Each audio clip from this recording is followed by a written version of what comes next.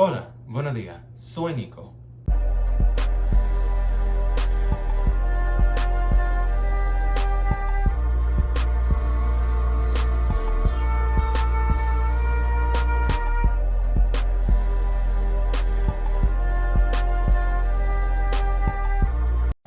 Girl, I'm about to get the fuck up out of here because I say buenos dias, but it's like nighttime, just because I'm mass recording. But today we're here to talk about before we get started, if you like this kind of content, make sure to follow me at patreon.com/Nicosaesthetics for more exclusive videos, weekly lives, and to join the podcast. The podcast recordings are put on hold, so do not join for that particular reason. We'll still be doing live streams, but I'll be traveling a lot, so the actual podcast recordings will be put on hold. But we are here to talk about Xaddy Corvinus. Xaddy Corvinus. I got it correct this time, Nico. Last time I called him Cornivorous and everybody was laughing and cackling, but I genuinely could not pronounce his name. But Corvinus. Xaddy Corvinus unfortunately contracted monkeypox. Nico, monkeypox, it has a very, exotic name, but it's actually very serious. It causes severe rashes, blisters, fevers. It's a very serious illness, but it luckily only lasts about 2 to 4 weeks. Everything normally heals up, but you really just gotta pull through, because there was a thread on Twitter that described the experience, and it was horrific, to the point of the person saying, every part of my being was in pain. I had blisters that were popping rapidly. Even farting, like a simple toot, was an excruciating pain, so imagine actually pushing something out.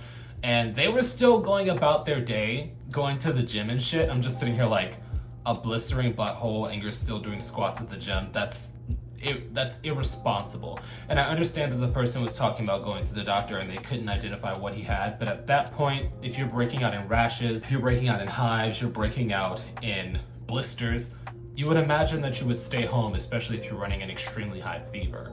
But that's just a logical person, So unfortunately, Xaddy Corvinus contracted it. I don't know how he contracted it, but it's normally passed through physical contact, sweat, and or body fluids.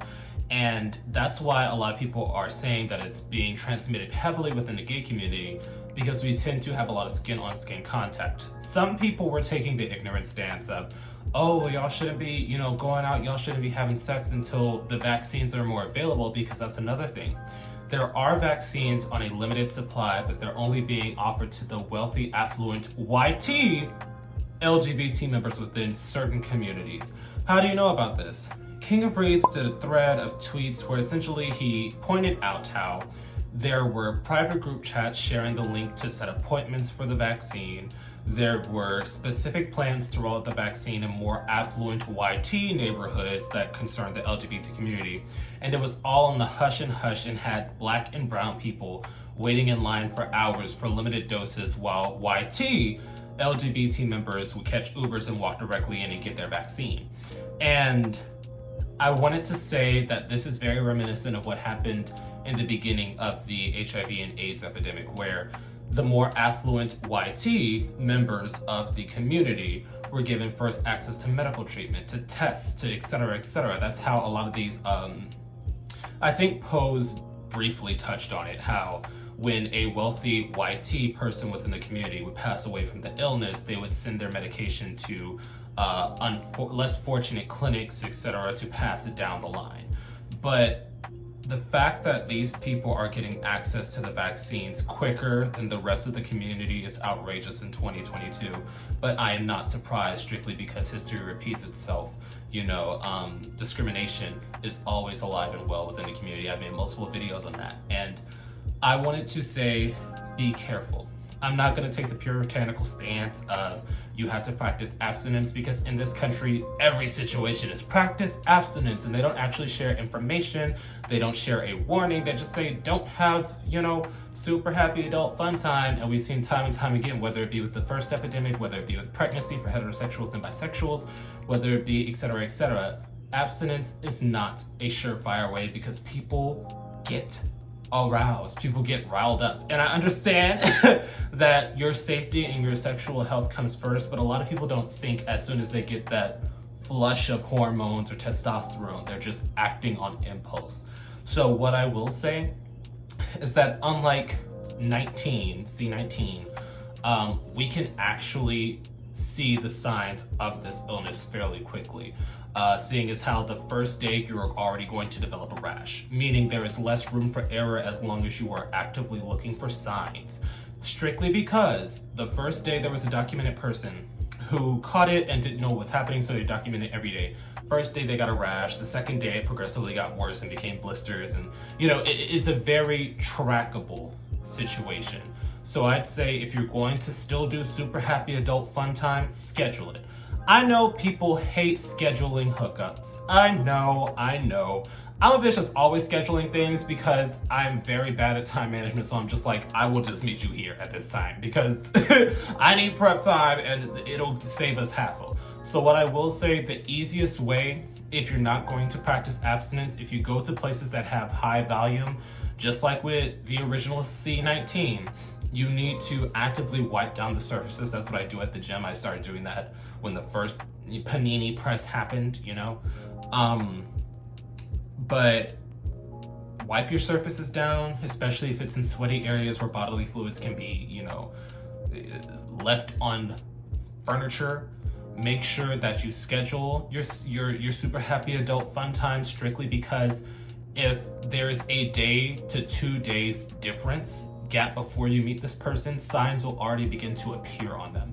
And I understand it sounds silly, but this is my own suggestion, strictly because we see that it is an immediate reaction to this illness and you can easily see it. So if you're going to do your super happy adult fun time, space it out. That's the best I can tell you, because it's not only transferred through intimacy, it can be transferred by knocking into somebody on the street.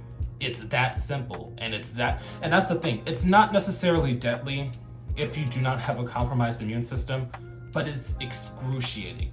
It is an excruciating month-long process that you can easily avoid by just scheduling a situation and waiting to see if something pops up with your partner.